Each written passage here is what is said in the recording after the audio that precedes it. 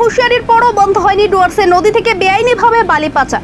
বর্ষার মধ্যেও জীবনের ঝুঁকি নিয়ে নদী থেকে বেআইনিভাবে চলছে বালি উত্তোলন। বন্ধ হয়নি নদীর গা ঘেঁষে থাকা পাথর ভাঙ্গার মিল। প্রশ্নের মুখে প্রশাসনের ভূমিকা।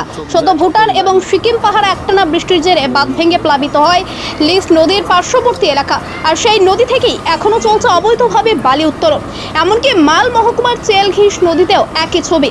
জলপাইগুড়ি জেলা প্রশাসনের তরফে 1 জুলাই থেকে সমস্ত নদী থেকে বালি পাথর তোলা বন্ধ। সরকারি খাদানগুলি থেকেও বন্ধ। তথাপি সমস্ত নির্দেশিকাকে অমান্য করে পুলিশ প্রশাসনের নাকের ডগায় মালবাজারে চেলঘিস লিস নদী থেকে বালু চুরি করা হচ্ছে এখনো এমনই অভিযোগ বিরোধীদের। এমনকি ক্যামেরায় ধরা পড়েছে সেই ছবি।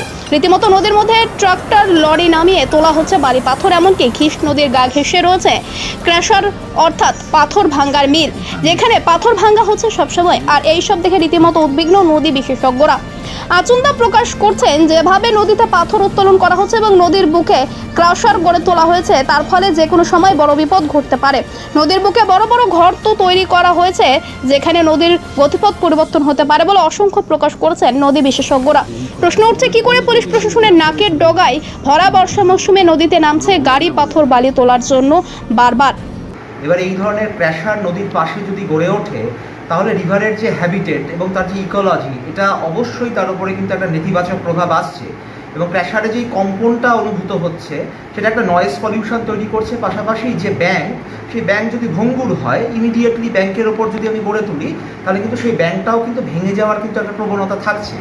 আমরা পিএইচডির কাজ যখন করতে গিয়েছিলাম 2015-তে, এই চেলের কথাই যদি বলি, তাহলে দেখব যে মানাবাড়ি এবং ওদলাবাড়ি সাইটে সেই সময় কিন্তু খুব কম পরিমাণে কিন্তু এই ধরনের মাইনিং অ্যাক্টিভিটিস দেখেছি বা সেডিমেন্ট এক্সট্রাকশন দেখেছি।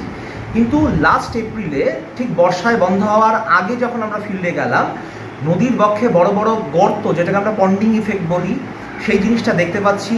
জলের যে গতিবেগ সেটা কমে গেছে বিভিন্ন জায়গায়। নদীর ওপরে চলছে এক প্রকার বেআইনিভাবে পাথর ভাঙ্গার মিল। গোটা ঘটনা নিয়ে রীতিমতো শুরু হয়েছে বিতর্ক। মুখ্যমন্ত্রীর হুঁশিয়ারির পরও কেন পুলিশ প্রশাসন সাহস দেখাচ্ছে না অবৈধ গড়ে ওঠা পাথর ভাঙ্গার মিল বন্ধের অভিযোগ তুলছে বিজেপি। এবং বেআইনি বালি পাচার কেন এখনো বন্ধ করা গেল না, মাল মহকুমায় উঠছে প্রশ্ন।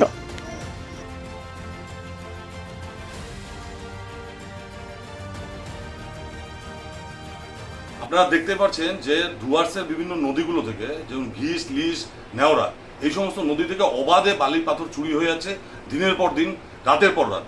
এবং প্রশাসনের চোখের সামনে এবং জেলা প্রশাসনের নিষেধাজ্ঞা থাকা সত্ত্বেও এই যে জুলাই মাসে বর্ষাকালে নদীতে কোনো রূপ বালি পাথর তোলা যাবে না, এই নিষেধাজ্ঞাকে বুড়ো আঙুল দেখিয়ে মাফিয়া রাজ চলছে সেখানে, এবং বালি পাথর অবাধে লুট হয়ে যাচ্ছে।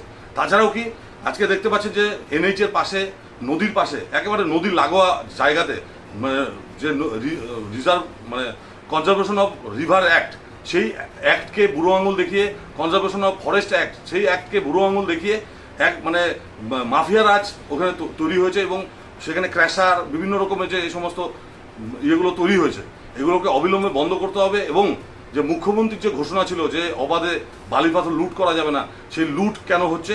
তাহলে প্রশ্ন এখান থেকে ওঠে যে তাহলে পুলিশ প্রশাসনের কি মদতেই এবং ওদের চোখের সামনেই কি এই সমস্ত ঘটনা ঘটছে?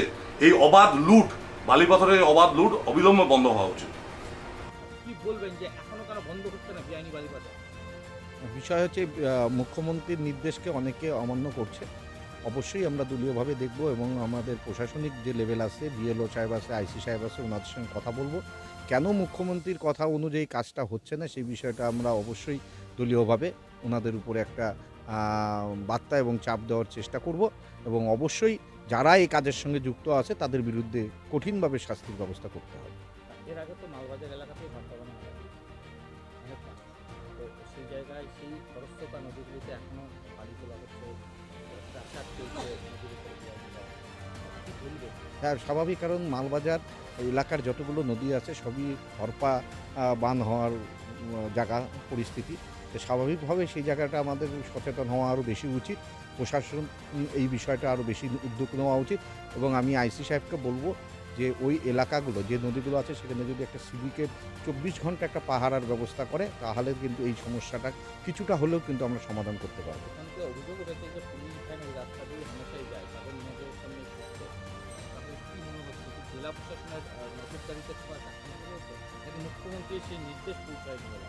না, মুখ্যমন্ত্রীর নির্দেশ প্রতিটা এলাকায় পৌঁছে গেছে, এটা নিয়ে কোনো বিষয় নাই। এবার যদি পুলিশ প্রশাসনের গাড়ির সামনে হয়ে থাকে তাহলে খুব অন্যায় হয়েছে, এবং যারা সেই সময় ডিউটি ছিল সেই বিষয়টা দেখে নিয়ে তাদের বিরুদ্ধে আইনত ব্যবস্থা নেওয়া উচিত।